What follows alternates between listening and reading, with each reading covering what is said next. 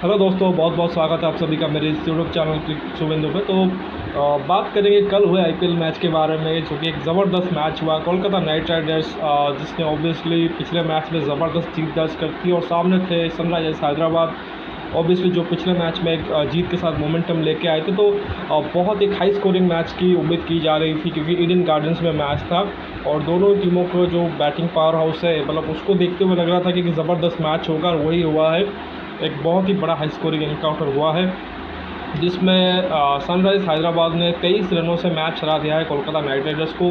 पहले बैटिंग करते हुए एसआरएच ने ज़बरदस्त बैटिंग की और 228 रन ठोक डाले। और जवाब में अगर आप देखो केकेआर को, तो उन्होंने 205 रन बनाए हैं 7 विकेट के नुकसान पे, मतलब ऑलमोस्ट उस टोटल तक पहुंच गए थे। और एक बार फिर से रिंकू सिंह सामने थे और लग रहा था कि क्या उस प्रकार के कोई फिनिश कर सकते हैं, लेकिन वो जो फिनिश था उस दिन उन्होंने किया था गुजरात के अगेंस्ट, वो एक बहुत ही रेयर इंसिडेंट होता है। बहुत कभी कभार आपको वो चीज़ देखने को मिलती है, हर दफ़ा वो चीज़ नहीं देखते। और कल भी उसका एक तरीके से हमें प्रमाण एक तरह से मिल गया, जबकि कल भी लास्ट ओवर में शायद 32 रन चाहिए थे जीतने के लिए, उस दिन 29 रन चाहिए थे, लेकिन कल वो नहीं बने। इनफैक्ट शायद एक आधा जो हिट है जो कि रिंकू सिंह के बल्ले से लग पाया। बाकी मुश्किल होता है हर दिन ऐसे टोटल चेज़ करना। और जैसा कि पिछले भी मैं आपको बताया था वीडियोज़ में कि केकेआर की प्रॉब्लम उनकी बॉलिंग है, खासकर तेज़ बॉलिंग, जो कि कल बहुत ज़्यादा पिटी है। और कल तो उनके स्पिनर भी उनको सेव कर नहीं पाए। तो मैच के बारे में बात करेंगे, लेकिन कल का मैच रहा हैरी ब्रूक के नाम। ऑब्वियसली आपको पता होगा कि एक यंग सिंसन जो इंग्लैंड से आते हैं, बहुत ज़्यादा चर्चा उनके बारे में हुई है। जिस प्रकार से उन्होंने अपना जो करियर है वो स्टार्ट किया है, चाहे वो टेस्ट फॉर्मेट हो, T20 हो, वनडे हो, किसी भी फॉर्मेट में आप देखो, ज़बरदस्त स्टार्ट रहा है। और वो बहुत ज़्यादा मतलब हाई एक्सपेक्टेशन उनसे था जब वो ऑक्शन में 13 करोड़ में बिके थे सनराइजर्स हैदराबाद के लिए। तो काफ़ी लोगों ने क्वेश्चन उठाया था कि 13 करोड़, वो भी एक इंग्लिश बैट्समैन को जिसने अभी आईपीएल खेला भी नहीं है। क्योंकि काफ़ी सारे बैट्समैन ऐसे होते हैं जो इंटरनेशनल क्रिकेट में अच्छा कर रहे होते हैं, मतलब विदेशी बैट्समैन की बात कर रहा हूँ, लेकिन आईपीएल में आके उस हिसाब से परफॉर्म नहीं कर पाते। लेकिन शायद कुछ टैलेंट ही ऐसा था जिसको देख के ही बाकी जो फ्रेंचाइजी उन्होंने एक तरीके से बिड की थी इतनी बड़ी।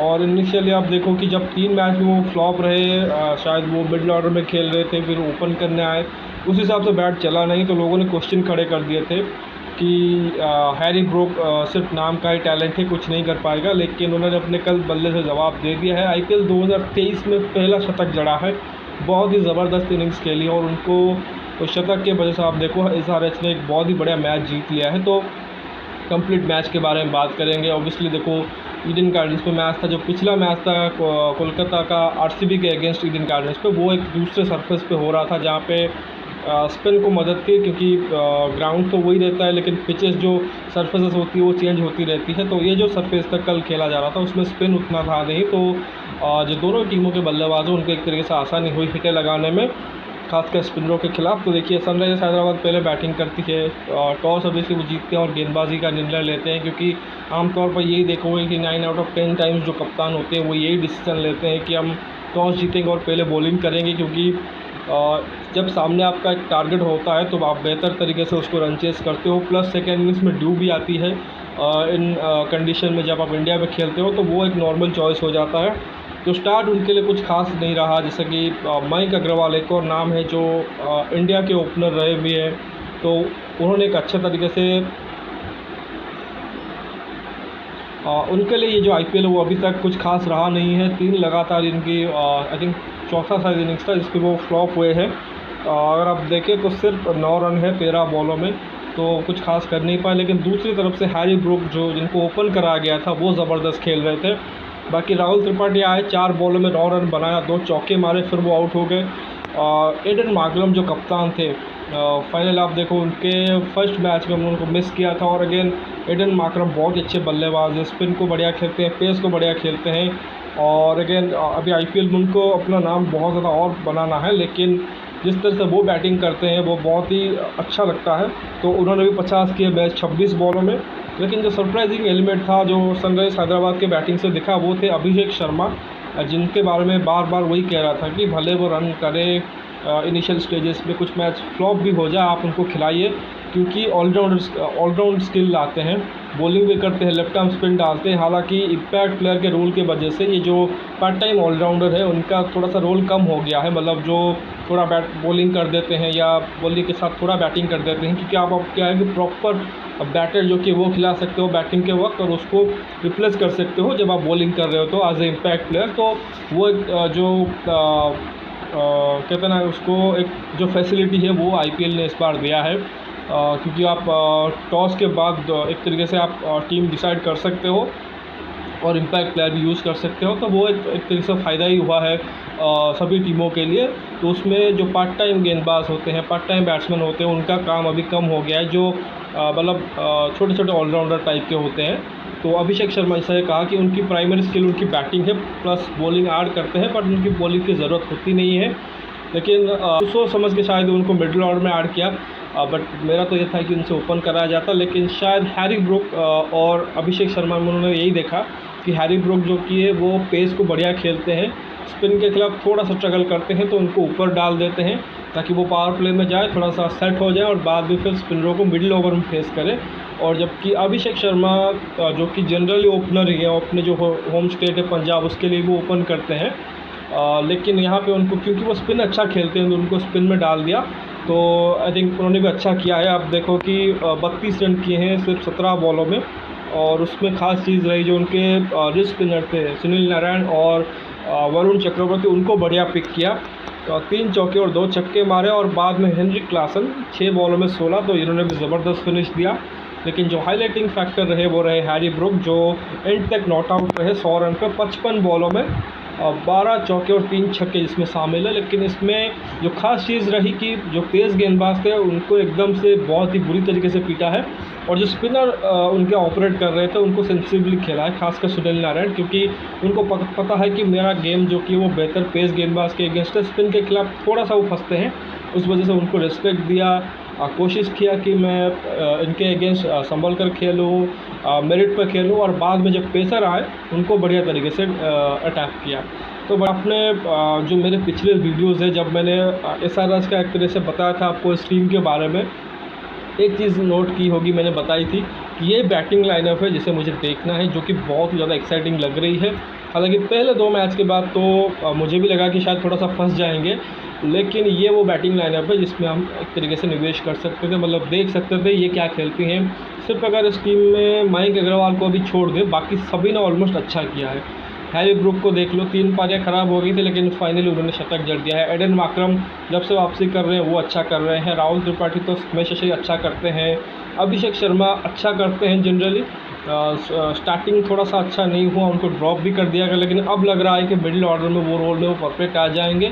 और बाकी वो ये चॉइस है कि ग्लेन फिलिप्स या हेनरिक क्लासन, जिसमें मुझे पर्टिकुलरली लगता है कि हेनरिक क्लासन थोड़े से अंडररेटेड से हैं, लेकिन बढ़िया बैट्समैन है, स्पिन बढ़िया खेलते हैं। जबकि ग्लेन फिलिप्स का अभी तक आईपीएल उस हिसाब से नहीं गया है जिस तरह से वो बाकी जगह पे ऑपरेट करते हैं। तो अभी शायद ग्लेन फिलिप्स को आपको और थोड़ा सा आपको देखना पड़ेगा कि किस तरह से वो आगे चलते हैं, बट फिलहाल हेनरिक क्लासन के साथ ही जुड़े रहोगे। बाकी अगर मयंक की बात करें तो अभी वो एक्सपीरियंस बैटर है, थोड़ा बहुत और आगे जाके वो फॉर्म में लौटेंगे, थोड़ा सा उनको टाइम देना होगा। तो ओवरऑल बढ़िया बैटिंग रही डिस्प्ले हैदराबाद की तरफ से। लेकिन अगर केकेआर की बॉलिंग की बात करें बहुत ही खस्ती है, मतलब उनसे मतलब तेज़ गेंदबाज जो है, मैं तो पहले भी बोला हूँ कि उनके ऊपर आप भरोसा मत कीजिए। हालांकि इससे भी ख़राब बॉलिंग लाइनअप हमने देखा है, मतलब वीक बॉलिंग लाइनअप चेन्नई के पास या मुंबई के पास भी है, लेकिन फिर भी आप देखो वो एज ए यूनिट अभी तक अच्छा ही कर रहे हैं, मतलब उतना कुछ बुरा नहीं किया है। लेकिन जो इनका हालत है, इनकी प्रॉब्लम हुई है, ना तो इनके पास नई बॉल से कोई खास गेंदबाज है और ना ही डेथ में कोई ऑपरेट करने वाला है। तो किसी भी फेज में इनके पास तेज़ गेंदबाज उस हिसाब से नहीं है। एक्सपीरियंस गेंदबाज है जैसे कि उमेश यादव हो गए, लॉकी फर्गूसन हो गए, सऊदी अगर वो भी खेल रहे थे तो वो भी थे, शार्दुल ठाकुर भी थे, लेकिन ये T20 के स्पेशलिस्ट गेंदबाज नहीं है। मतलब ठीक है, टीम सऊदी के पास नई बॉल से स्विंग है, सीम कराते हैं, उमेश यादव के पास वो स्किल है, लेकिन ये कहीं से भी T20 स्पेशलिस्ट गेंदबाज नहीं है। तो वो एक प्रॉब्लम ज़रूर इनके साथ है। हालांकि स्पिन बॉलिंग इनकी अच्छी है, लेकिन वही है कि स्पिन जहाँ पे मदद हो कारगर सिद्ध हो गए एक तरीके से। मतलब सुनील नारायण को तो हम सब जानते हैं उनकी एबिलिटीज़ पर, लेकिन बाकी जो है वरुण चक्रवर्ती मतलब इन एंड आउट रहता है उनका फॉर्म, कभी अच्छा करते हैं तो बहुत अच्छा कर जाते हैं, कभी बुरा करते हैं तो बहुत ख़राब हो जाता है। और जो तीसरा स्पिनर उन्होंने खिला है श्रेयस शर्मा, एक इनएक्सपीरियंस गेंदबाज है, तो अभी वक्त लगेगा उनको एक तरीके से रिदम में आने में। बाकी शाकिब अल हसन का मिड सीज़न मतलब सीज़न के स्टार्ट से ही पुल आउट कर जाना इनके लिए बहुत बड़ा झटका रहा था। तो गेंदबाजी अगर आप बात करें, देखिए उमेश यादव ने 3 ओवर में 42 कंसीड किए हैं, मतलब 14 की इकॉनमी है। लॉकी फर्गूसन 2 ओवर में 37 है, ऑलमोस्ट 19 के आसपास की इकॉनमी है।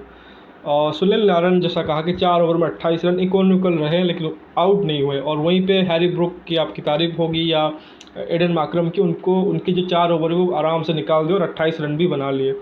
बाकी आंद्रे रसल अभी तक उनको गेंदबाजी करा नहीं रहे थे, और जब उन्होंने करा मतलब नीतीश राणा ने उनसे बॉल करवाया, 2.1 ओवर में 22 रन दिए और 3 विकेट, मतलब विकेट लिए हैं, अच्छे स्पेल भी डाला है, लेकिन उनके साथ हमेशा से ये प्रॉब्लम रहती है, जब भी बॉलिंग कर रहे होते हैं लगता है कि फुल्ली फिट नहीं है और इंजरी उनको मतलब कहीं ना कहीं परेशान करती है। उसमें आप देखो कि लगातार आज वो बैट्समैन यूज़ होते हैं, और पिछले सीज़न में भी देखा है कि एकदम एंड पे आते थे, आखिर के 1 या 2 ओवर करते थे, उनको ज़्यादा बॉल से यूज़ नहीं करवाया जाता था बिकॉज ऑफ हिज इंजरी। तो वो भी कल देखने को मिला कि बॉल तो डाल रहे थे लेकिन बीच बीच में मैदान से बाहर जा रहे थे, फिर अंदर आ रहे थे। लेकिन अच्छा चीज़ ये रहा कि कल वो बैटिंग के लिए अवेलेबल थे। बाकी देखिए वरुण चक्रवर्ती जैसा कहा कि इन एंड आउट रहते हैं, 4 में 41 पड़े हैं, एक ज़रूर आउट किया है। बाकी श्रेयस शर्मा का कल ऑफ डे था, 4 ओवर में उनके 44 रन कंसीड किया। और बाकी शार्दुल ठाकुर ने सिर्फ 5 बॉलें डाली है, वो भी जब रसल जो कि वो इंजरी हो गई एक बॉल के बाद, उन्होंने 5 बॉल में 14 दिया। अब देखो खैर ख़राब तो सभी ने गेंदबाजी की है, लेकिन इसमें थोड़ा सा आप क्वेश्चन उठाओगे कैप्टनसी के ऊपर कि शार्दुल ठाकुर जो कि एक बॉलिंग ऑलराउंडर है, प्राइमरी रोल उनका बॉलिंग है, आपने उनसे बॉल ही नहीं करवाया है, और वो तब बॉलिंग करने आए हैं जब आंद्रे रसल इंजर्ड हुए हैं। मतलब इसके पीछे की क्या लॉजिक है? मतलब आपने उमेश यादव से बॉल करवाया 3 ओवर, 2 ओवर फर्गूसन ने भी डाले, वो सब पिटे हैं, आपके स्पिनर भी पिटे हैं। तो शार्दुल ठाकुर जिनके पास एक विकेट टेकिंग लक भी है, रन तो वो भी देते हैं लेकिन वो आउट कर जाते हैं, तो शार्दुल ठाकुर को उन्होंने बॉल से यूज़ ही नहीं करवाया। वो ज़रूरत पड़ने पर आखिर में जब फोर्स हो गए कि अब रसल नहीं है, इनसे बॉल डलवा दे, तब जाके बॉल डलवाया। तो वो कहीं ना कहीं एक प्लान की शायद वो समझ नहीं आई कि ऐसा क्या ही प्लान रखा था नीतीश राणा या जो भी उनके कोच थे, जिन्होंने भी डिसीज़न लिया था, तो थोड़ा सा वो सरप्राइजिंग लगा। बाकी अगर रन चेस की बारी आई तो केकेआर अगेन उनकी ओपनिंग में समस्या है, हमने पहले भी डिस्कशन किया है। तो एक बार वही प्रॉब्लम उनके साथ आई, कभी कभार गुरबाज चलते हैं तो बाकी जो इंडियन बैटर्स है वो नहीं चलते। हमने मनदीप को देखा है, फिर जगदीशन आए हैं, वेंकटेश ने भी शायद एक आधा बार ओपन किया है। बाकी जब ये अपने इंडियन चलते हैं तो फिर वो गुरबाज नहीं चलते, तो गुरबाज देखिए तीसरी बॉल पे आउट हो गए ओवर के 0 पे। बाकी नारायण जगदीशन ने आज अच्छी इनिंग्स खेली, 21 बॉल में 36 रन, लेकिन बड़ी पारी नहीं खेल पाए। बाकी वेंकटेश अय्यर जो इम्पैक्ट प्लेयर के रूप में अभी यूज़ हो रहे हैं इस टीम में, उन्होंने सिर्फ 10 रन किए 11 बॉलों में। और सुनील नारायण कभी एक वक्त था जो इस टीम में ओपन करते थे, मतलब उनको फिंच हिटर ऊपर भेजा जाता था। गौतम गंभीर की वो सोच थी कि वो क्रिस लिन के साथ कभी कभार या खुद के साथ ही ओपन करवा देते थे, वो जाकी जाए पावर प्ले में यूटिलाइज़ करे और तेज़ गति से कुछ रन बना के दे दे। और Sunil Narayan actually perform decently उस टाइम में उन्होंने अच्छा ही किया था, लेकिन बाद में हमने देखा उनको नीचे कर दिया गया और कभी कभार उनको ऐसे ही किसी वक्त मिडिल ओवर में भेज देते हैं। लेकिन कल देखिए एक तो बहुत बड़ा टोटल था और उनको आखते संगी मारना था, वो पहली बॉल पे आउट हो गए हैं। लेकिन बाद में आए नीतीश राणा, और Rana ji as a captain मतलब उनके ऊपर अभी भी सवाल है कि थोड़ा बहुत सीख रहे हैं अभी और बेहतर होंगे, लेकिन एज अ बैट्समैन वो ज़बरदस्त खेलते हैं। मतलब आईपीएल में एटलीस्ट, इंटरनेशनल क्रिकेट में जो भी 1-2 मौका मिले उसमें कुछ खास कर नहीं पाए, लेकिन जो आईपीएल की उनकी बैटिंग रहती है वो टॉप क्लास रहती है। कल भी अगर देखो एक ही ओवर में शायद छठा या पाँचवा ओवर था जब उमरान मलिक बॉल डालने आए हैं, उनके ओवर में 28 रन मारे, 2 छक्के और 4 चौके मारे थे। ज़बरदस्त उनके जो पेस है उसको इस्तेमाल करके एक ज़बरदस्त ओवर निकाला था। तो उन्होंने 41 बॉल में 75 किए हैं, और एक वक्त पर लग रहा था कि शायद ये फाइट ही नहीं दे पाएंगे केकेआर, मतलब बहुत बड़े मार्जिन से हारेंगे कहीं ना कहीं इनकी इस बैटिंग ने। बाद में रिंकू सिंह भी आए देखो, हालांकि उससे पहले आंद्रे रसल आए थे, अच्छी कवर्ती की बैटिंग करने आए थे, लेकिन उनका बहुत ही ख़राब चल रहा है, सिर्फ 3 रन 6 बॉलों में। पहला ही मैच था जिसमें उन्होंने अच्छी बैटिंग की थी, कुछ शायद पंजाब के अगेंस्ट मैच था, लेकिन उसके बाद हर एक मैच में वो जल्दी आउट हुए हैं।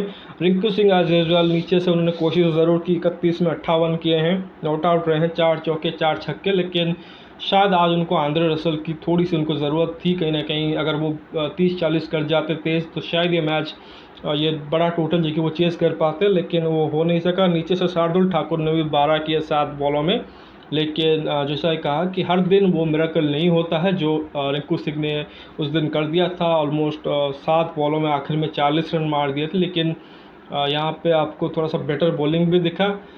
लेकिन एक जो चीज़ सनराइज़र्स हैदराबाद की तरफ से ये भी था कि मैच ज़रूर जीते हैं, लेकिन बहुत ही ख़राब फील्डिंग थी, बहुत कैचेस उन्होंने छोड़े। और अगर यही टोटल वो जो एक्स्ट्रा रन है वो अगर नहीं बने होते, वो 20-25 एक्स्ट्रा रन, यही टोटल 210 का होता, 200 का होता, तो ये ईजिली चेज़ हो जाता। क्योंकि उनके पास एक एक्स्ट्रा कॉशन था रनों का, उस वजह से आप देखो कि मैच जो कि वो जीत गए, लेकिन बहुत से फील्डिंग मिसेस किए हैं, कैचेस मिस किए हैं, जो कि शायद आप आगे जाके अफोर्ड नहीं कर सकते। और हैदराबाद की फील्डिंग जैसा कहा कि अच्छे फील्डर उनके पास है, लेकिन उसके बावजूद वो कैचेस छोड़ रहे हैं। और कल तो मैंने ग्लेन फिलिप्स को कैच छोड़ते देखा, वो तो हैरान ही वाला। ग्लेन फिलिप्स उड़ते उड़ते कैचेस पकड़ लेते हैं बहुत आसानी से, लेकिन वो कल फील्ड में कैच मिस कर रहे थे, और जिसको देख के सबसे ज़्यादा हैरानी हुई। खैर अच्छी चीज़ ये रही कि इतनी ख़राब फील्डिंग के बावजूद भी वो मैच जीत गए। और बॉलिंग वाइज देखें तो अगेन सनराइजर्स हैदराबाद से भुवनेश्वर कुमार ने अच्छी बॉलिंग की, 4 ओवर में 1 मेडन था और 29 रन देके एक विकेट भी लिया। मार्को यानसन ज़बरदस्त था, उनका जो फर्स्ट स्पेल था उसमें ज़बरदस्त बॉलिंग की, 4 में 37 रन देके 2 आउट किए हैं। टी नटराजन का दिन बहुत ही ख़राब था, 54 रन पड़े उनको, एक ज़रूर आउट किया है। उमरान मलिक का जैसा कहा पहला ही ओवर डालने आए जिसमें 28 रन पड़ गए थे, और फिर आखिरी ओवर डालने आए हैं। पहला ओवर जो था उनका पावर प्ले में, जो कि टीम के लिए 5वां या 6ठा ओवर शायद था, 5 आई थिंक 6ठा ओवर था। बाकी जो आखिरी ओवर था उसमें आए हैं जब 32 रन चाहिए था, उसमें हालांकि उन्होंने अच्छी बॉलिंग की, एक विकेट भी लिया, शायद शार्दुल ठाकुर को आउट किया है। बाकी मयंक मार्कंडे जब से उन्होंने खिलाया है आई थिंक पिछले 2 मैचेस से बहुत अच्छा कर रहे हैं, 4 ओवर में 27 रन देके 2 आउट किए हैं और 2 क्रूशियल विकेट उन्होंने लिए हैं। एक शायद उसमें आंद्रे रसल का नाम है, जिन्होंने कि शायद एक बहुत बड़ा थ्रेट हो सकते थे एसआरएच के लिए, उनको आउट किया है। और अंत में आप देखो जो इम्पैक्ट प्लेयर के रूप में यूज़ हुए थे वाशिंगटन सुंदर, उन्होंने 2 ओवर में 20 दिए हैं, तो कुछ खास उनका इम्पैक्ट रहा नहीं है इस मैच में। तो ओवरऑल देखिए ज़बरदस्त मैच है, कांटे का मैच उम्मीद कर सकते थे, लेकिन अगर वहीं पे 1-2 और बड़ी शॉट लगते तो शायद वो मैच जो कि थोड़ा सा और नज़दीक आ सकता था। लेकिन मतलब एसआरएच के लिए अच्छा हुआ कि मैच जो कि बहुत ज़्यादा क्लोज नहीं गया। इनफैक्ट वो अपने आप से डिसअपॉइंटेड होंगे जिस तरह से उन्होंने कैचेस छोड़े हैं, फील्डिंग मिस किए हैं।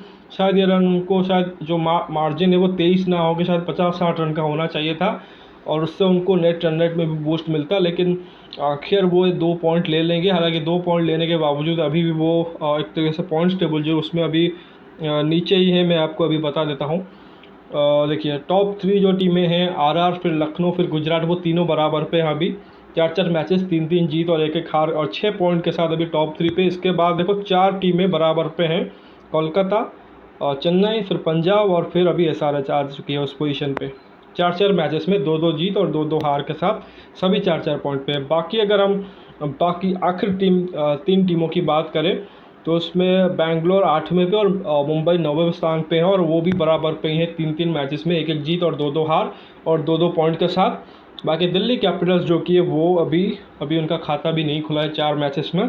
तो आज और देखिए ये मैं आज वीडियो कर रहा हूँ तो, और आज अभी दोपहर को और 2 मैचेस हैं, मतलब डबल हेडर है आज एक तरीके से वीकेंड पे। तो पहला मैच होना है दिल्ली और आई गेस बेंगलोर के बीच है, ज़बरदस्त मैच होने की उम्मीद हो सकती है। ये जो मैच है वो खेला जाना है बेंगलोर के एन चिन्नास्वामी स्टेडियम में, तो उम्मीद कर सकते हैं कि हाई स्कोरिंग मैचेस की। बेंगलोर कोशिश करेगा कि जो फर्स्ट जीत के बाद लगातार 2 मैच हारे हैं, थोड़ा सा झटका लग गया है उनको, उस पर थोड़ा सा काम करे, बॉलिंग पे काम करे और बेहतर होके आए। दूसरी तरफ दिल्ली कैपिटल्स सीजन की पहली जीत की कोशिश करेगी, और एक तो उनके लिए बहुत ज़्यादा मुश्किल हो ही रहा है इस सीज़न में, लेकिन कहीं ना कहीं एक मोमेंटम उनको चाहिए जीत की, जिससे कि वो अपना एक तरीके से राह बदल सके। बाकी रात को लखनऊ में 51 में मैच होगा, लखनऊ सुपर जायंट्स और पंजाब किंग्स, यानी कि केएल राहुल अपने पुराने टीम से भिड़ेंगे। लखनऊ सुपर जायंट अभी हाई ऑन कॉन्फिडेंस से सेकेंड नंबर की टीम में बहुत अच्छा क्रिकेट खेले और लखनऊ मतलब इक्काना में जो उनका ग्राउंड है उनको सूट करेगा, उनकी जो बॉलिंग लाइनअप है, उनकी जो बैटिंग लाइनअप है। दूसरी तरफ पंजाब किंग्स पहले 2 मैच में ज़बरदस्त जीत के बाद तीसरे और चौथे मैच में उनकी बैटिंग ख़राब हुई है और इस पिच के ऊपर और भी ज़्यादा वो चैलेंजिंग कंडीशन होगा उनके लिए, उनके बैटर के लिए। और उनके लिए की रहेंगे शिखर धवन, उनके जो कप्तान है। बाकी प्रभसिमरन सिंह ने भी 2 मैचेस में अच्छे किए थे, स्टार्ट अच्छे दिए थे, लेकिन बाकी दोनों मैचेस में अगर देखो वो 0 पे आउट हुए हैं, तो वो इस बार कोशिश करेंगे बेहतर खेले। तो खैर देखते हैं दोनों मैचेस के क्या रिजल्ट होते हैं। तो फिलहाल इस वीडियो में बस इतना ही। आशा करता हूँ कि आपको वीडियो अच्छा लगेगा। वीडियो को लाइक करिए, साथ ही चैनल को सब्सक्राइब जरूर कीजिए, क्योंकि आप लोग वीडियो देख तो रहे लेकिन सब्सक्राइब कर नहीं रहे हैं, तो प्लीज़ सब्सक्राइब कर लीजिए। साथ ही शेयर भी कीजिए दोस्तों तक, और कोई कमेंट देना चाहते हैं कमेंट सेक्शन में भी दे सकते हैं। और साथ ही मेरा जो दूसरा चैनल है ओडिया में, जिसमें कंटेंट है, उसमें आप जाके भी सब्सक्राइब कर लीजिए, उसे भी देखिए, पसंद आइए उसे भी लाइक करिए, शेयर कीजिए। तो मिलते हैं अगले वीडियो में, तब तक के लिए धन्यवाद। जय हिंद।